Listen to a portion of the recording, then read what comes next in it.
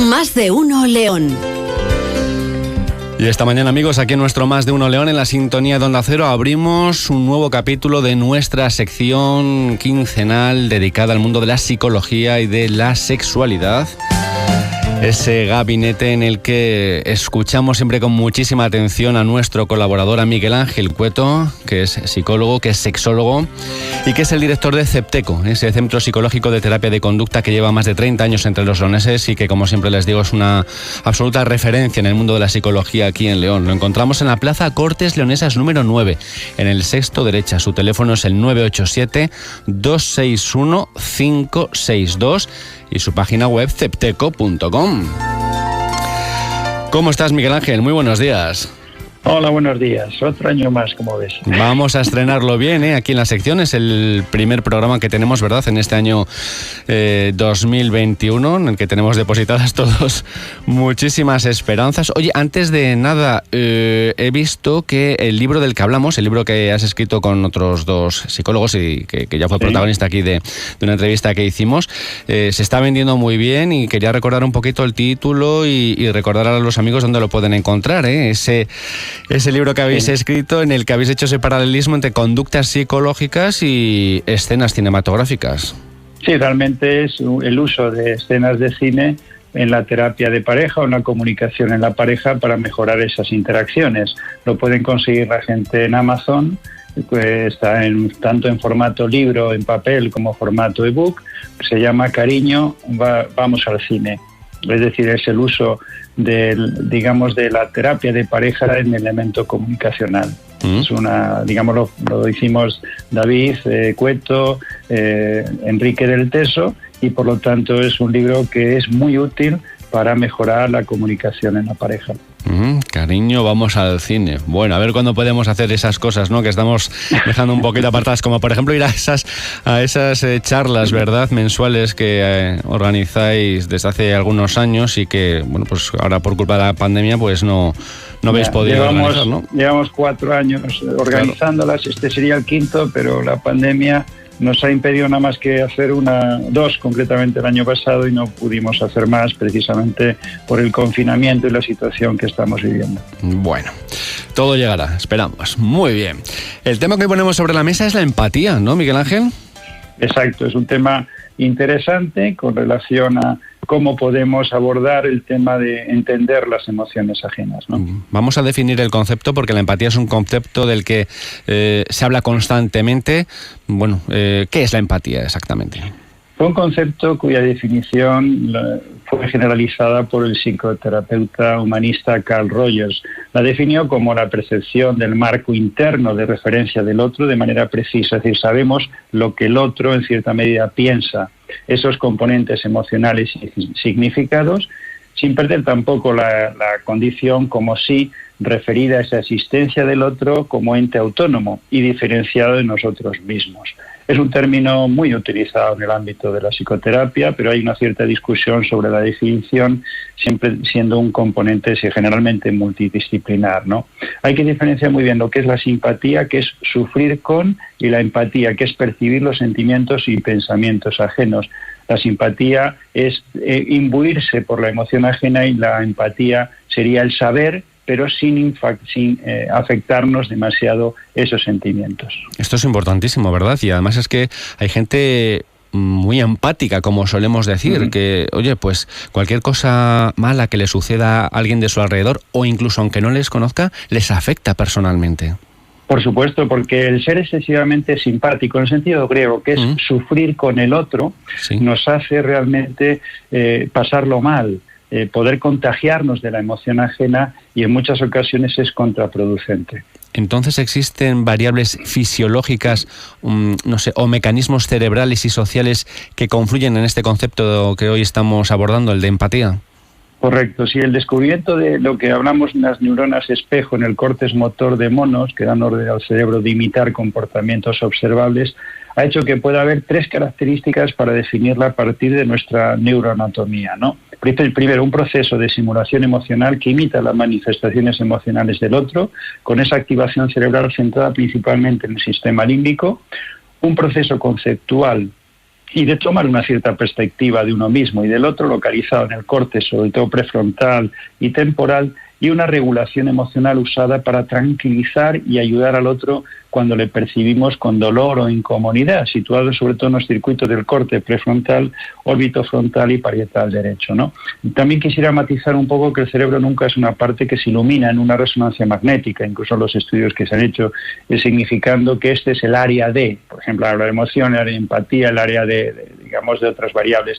En este caso concreto es la empatía. Siempre son interacciones entre circuitos y neurotransmisores que son altamente complicados y de los que todavía no conocemos muchas cosas, se desconocen muchos temas y por lo tanto no hay que tomarlo como un elemento básico, sino que es propio de la neuropsicología, ¿no? Interesante. Entonces, en tu opinión, ¿qué características concretas tendría?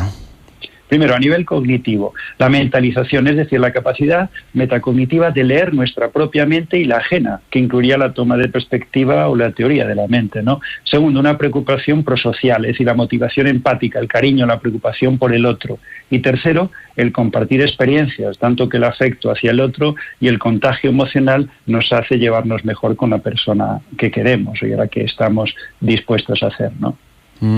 Una curiosidad, Miguel Ángel, ¿existen tests, existen pruebas bien diseñados para medir la empatía? Ya es un constructo psicológico que se ha estudiado en profundidad, quizá de ahí la polémica en su definición a tener tantas aristas y tantos usos. Tenemos que verla casi como el género humano, un continuo y no como algo dicotómico. De hecho, Dawkins, en su libro Género Egoísta, afirma que el estar programados o preprogramados para sobrevivir a cualquier coste, la empatía simplemente sería aquello que haga pervivir nuestros genes en futuras generaciones. Lógicamente también existe un problema con personas excesivamente simpáticas cuando esa emoción se satura, se hacen daño a sí mismos. En ocasiones también perjudica a los demás porque son autocompasivos en exceso y evita también la propia satisfacción personal, que en muchos casos no sería muy recomendable. Y está el otro extremo, ¿verdad? La gente que es cero empática, que le da exactamente igual el sufrimiento, el dolor ajenos. Obviamente serían los psicópatas o sociópatas, cuyo aspecto clínico sería un trastorno de conducta antisocial que llamamos en psicología. Claro. Me gusta ese tema, fíjate, para abordarlo en algún programa, si te parece bien, ¿eh? El sociópata, el que no quiere estar con gente, el que odia, ¿no? A la humanidad, vamos, prácticamente. Exacto, sí. Es un tema muy interesante, sobre todo porque son personas no empáticas, es decir, pueden entender la empatía ajena, pero no les importa lo que los demás sintamos. ¿Y tiene que ver eso con el ego o no? No sí, necesariamente. Evidentemente, ¿Sí? Porque suelen ser generalmente personas narcisistas que solamente se valoran a sí mismos y se distancian emocional y personalmente de los demás. Nos utilizan a los demás como elementos de satisfacción propia. Hoy estamos charlando de la empatía, estábamos hablando de la empatía con Miguel Ángel Cueto, nuestro psicólogo. Miguel Ángel, ¿qué ejemplos consideras relevantes en cómo afectan los niveles de empatía en nuestra vida diaria? Pues tú lo has mencionado, los psicópatas o sociópatas, los antisociales, también de su falta de empatía y como personas son frías y calculadoras, donde el otro no deja de ser también con un fin nada más que para nosotros. Hay también bastante polémica científica que va desde decir que su estructura cerebral es incapaz de percibir los sentimientos de dolor del otro, hasta aquellos que dicen que sí perciben los sentimientos pero que no les importa, no se procesan a nivel emocional profundo. De hecho, un estudioso tenía un cerebro bastante antisocial y bastante psicópata, el propio estudioso, que de alguna manera trabajó en este tema.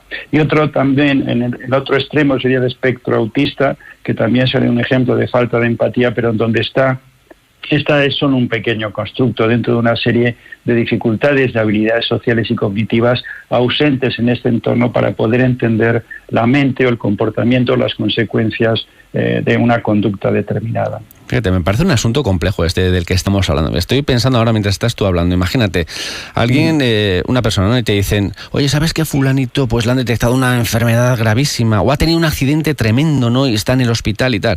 Y como a mí me cae mal, dice, anda, que le den, ¿sabes? Que se jorobe. Claro, que se fastidie.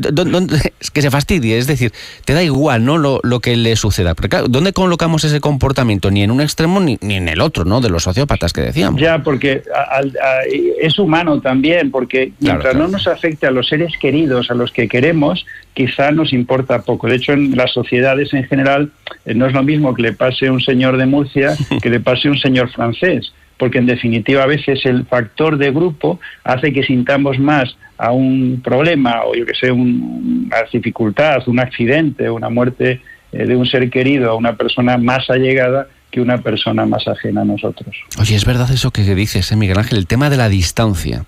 Tú estás viendo las noticias y te dicen que no sé, que ha descarrilado un tren en una ciudad de la India y han muerto 100 personas.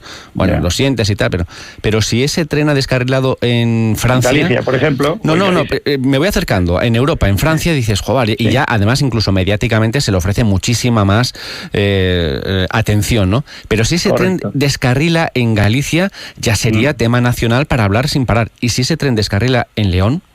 mucho más. Y son las mismas 100 personas.